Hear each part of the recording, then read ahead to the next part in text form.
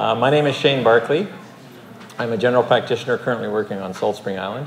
My background was that I worked in North Van for about 12 years, got burnt out, left, went up to the Northwest Territories, spent 7 years up there, which is relevant to this because it was in the Northwest Territories that I became acquainted with the Tele Dermatology idea. And I've been working on Salt Spring I've got a practice there for the last 5 years. Paula Ryan, who's up here with me, she was one of the co-people conspirators to get this thing up and running on Salt Spring Island with me, has been incredibly helpful and did a lot of the initial telederm referrals for the other GPs on Salt Spring. So anyway, so why teledermatology? Well, this whole project grew out of my personal frustration with being unable to find a dermatologist in Victoria that was taking new patients. And I was told by one of them, well, here's the name of a dermatologist in Vancouver, send them over there. And I thought, you've got to be kidding, sending a patient for a 6-minute visit to Vancouver. Cost to the patient, time, I just thought that was unacceptable. But I knew about teledermatology elsewhere, so because I'd worked in the Northwest Territories, there was a Dr. Rao, Jaggi Rao, who's out of the University of Alberta, and he used to come up to Yellowknife, and then he stopped. And I used to send him photographs from Fort Simpson of rashes, and he'd phone me and say, oh, Shane, I think that's this and that. And more doctors started doing this until finally around 2006, 2007, he hired out of his own pocket an IT company that set up a server for him on a web page called Consult Derm, and Consult Derm has been going ever since. So I knew about Consult Derm, and it was just a question of how could I get it going in BC. That's a long story, won't go in there.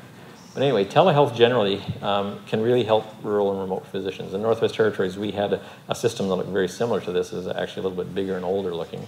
And this is kind of the dinosaur of telehealth in my books, because with iPads and phones and everything now, telehealth is just being revolutionized. But anyway, the old idea was that you'd have this photograph, or the camera rather, and the doctor and the patient, and et cetera, et cetera. But we have to realize there's two types of telehealth. The first is this kind of real-time, which is the traditional format. The good thing about real-time telehealth, whether it's for internal medicine or whatever, is that it really mimics as closely as you can to face-to-face. And there's ability for the patient to ask questions, then the specialist and the GP, et cetera, et cetera. The downside, and the thing that I hated the most about telehealth in the Northwest Territories, was that huge time thing getting the IT person to turn it on properly for me, because I couldn't figure out how to make it work and get the specialist out of the OR in time. I mean, it just didn't work, okay? And so I got very frustrated with this old format. With Store and Forward, which is what we use the dermatology in, the good thing about it is I can take the pictures and I can send them off, and the dermatologist, they can log in at their convenience to look at the pictures and do the consult.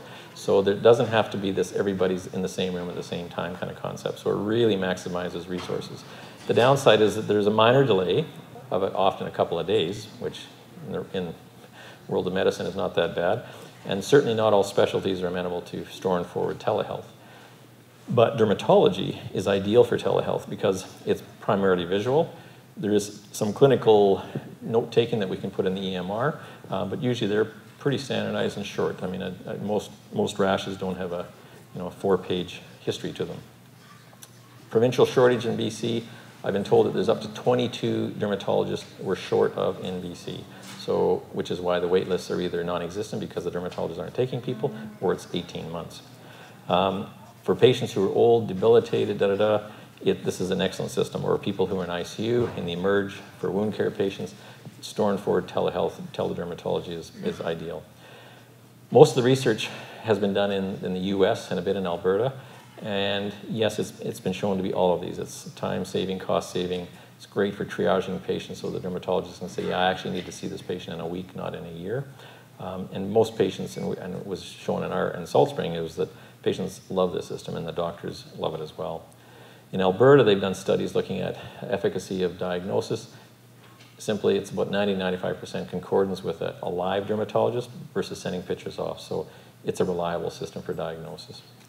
Most patients actually prefer telederm, and again, our study showed about 80% plus liked it better than having to go see a dermatologist. Very cost effective. I'll talk about that more later. In Alberta, Consult Derm has reduced average wait times from 104 days down to less than 3 days for a turnaround, which that's pretty good. I think that's amazing. So Consult Derm was the platform that Jaggi Rao had developed, again, out of his own pocket. What he did for us was that once we sort of got this going was that he just formed a mirror image website for BC, and so we're still using his server in Alberta. The idea is eventually we'll move a server to BC. But now Prince Edward Island's on, and there's a whole bunch of other people that are joining this whole process. How does it work? Well, simply I see a patient, or the GP sees a patient with a rash. We take pictures, we log into Consult Derm, we download the images and a history.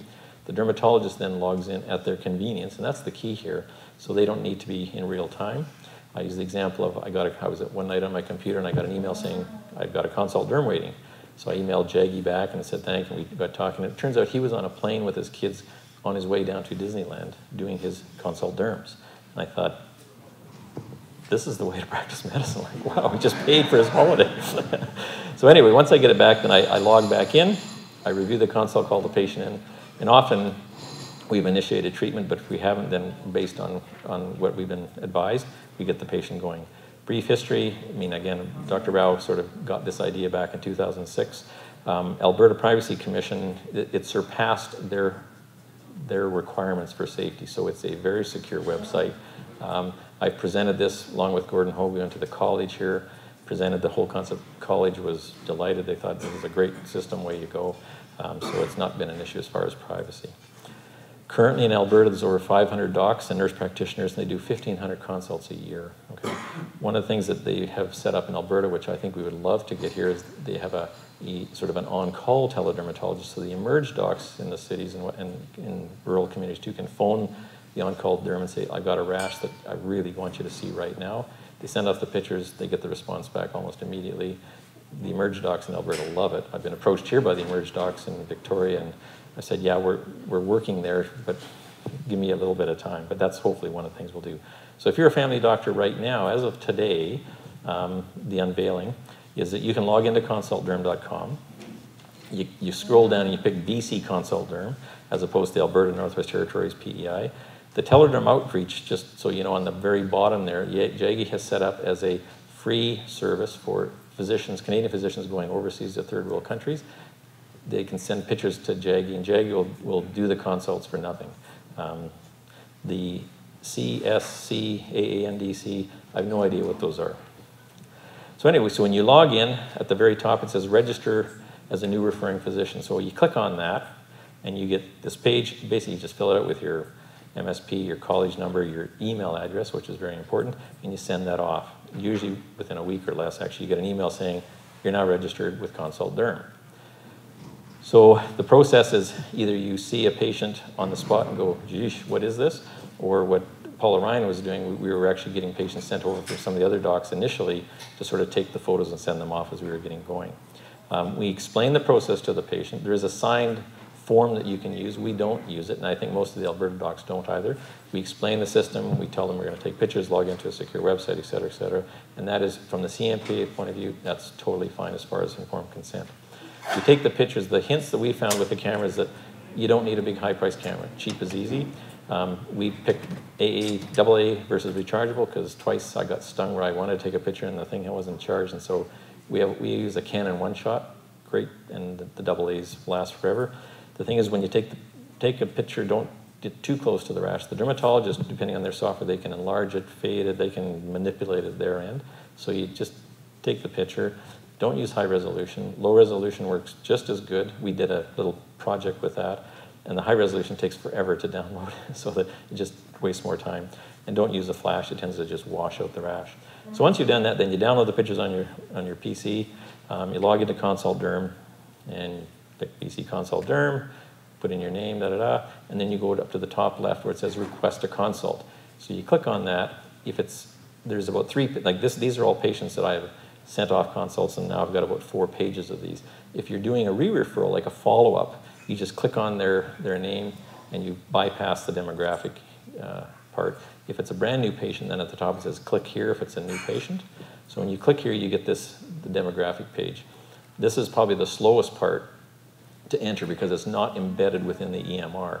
So what we do is we split screen it so you can take your demographics and you can either copy paste or you can just type them in and you put in their name, address. One of the defaults is they need a phone number, so if the dermatologist can't reach you for an emergency, they can phone the patient and say, you need to come and see me tomorrow or whatever, okay?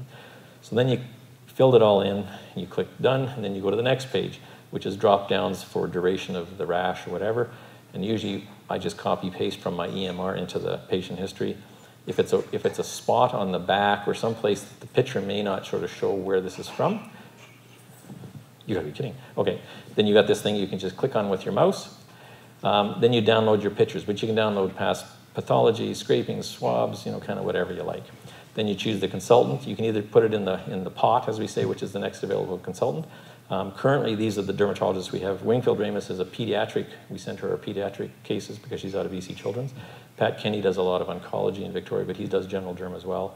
We were asked the other day, or just the last group rather, well, what happens when this flood of docs signs up? We've actually got 4 more dermatologists who want to sign on. We've got a dermatopathologist in Victoria, Sasha Finn, who's really keen, and he's going to be, so I actually take pictures and send him the biopsy so he can look at the pictures and the biopsy all at the same time.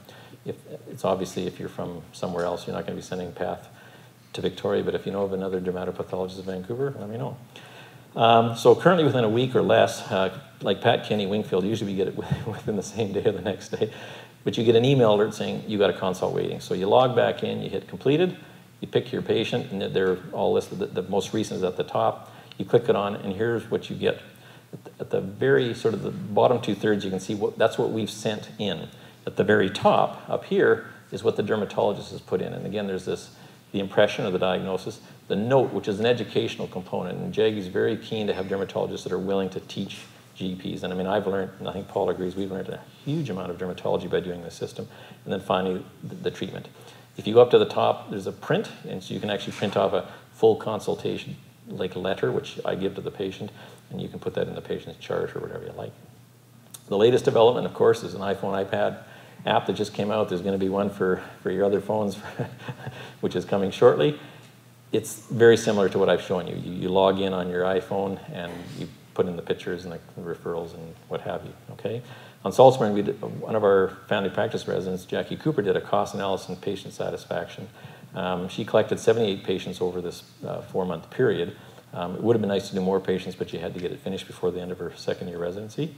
So anyway, what she showed is that 95% of patients agreed that it was way more convenient than going off island. Needless to say, 100%, which I think we were a little bit surprised at, were completely comfortable. And I think it speaks to where we're going with Facebook. And people don't mind, having their pictures taken, sent off. I mean, it's a secure website. We explain that, et cetera, but patients were, no, absolutely. If you can get me on the right treatment within the next few days, let's go for it. Most patients were confident that they were going to get an accurate diagnosis. The remaining ones were neutral. Most patients were satisfied with the consult. One patient was unsatisfied. Right at the very beginning, we had some technical glitches, and this guy's consult took several weeks to get back. Most patients would prefer to have a telederm than go off island. I sort of made the joke that the remaining 14%, they wanted to go to Walmart, because if you live on Salt Spring, you go off island, you get a ferry pass paid for by MSP, so some patients actually want to go to Victoria. But anyway, that's another story. From an economic impact, the average sort of savings from loss of work was about $100 in the survey. Another $120 for incidental costs, taxi, gas, et cetera. Ferry cost for MSP for a round trip is $41. To send a patient to Vancouver is almost $120. If it's an elderly patient or child, you double that because they needed somebody to accompany them. So the total savings for just treating 78 patients on Salt Spring was almost $20,000. If you look at that number and go, well, what about patients in Bella Bella or Fort St. John? I mean, this is an enormous economic savings for patients and for MSP. So needless to say, they're kind of keen that this thing works. So to summarize very quickly, so we've got time for questions, it's tried and true. It's been working in Alberta for many years, and in the States there's various types of teledermatology. Because of the huge shortage and the wait times for dermatologists in BC, to me this is a no-brainer. And as a GP, I love this system. It's great. There's been a few hurdles getting it up and running, but I think we're finally there. So thank you.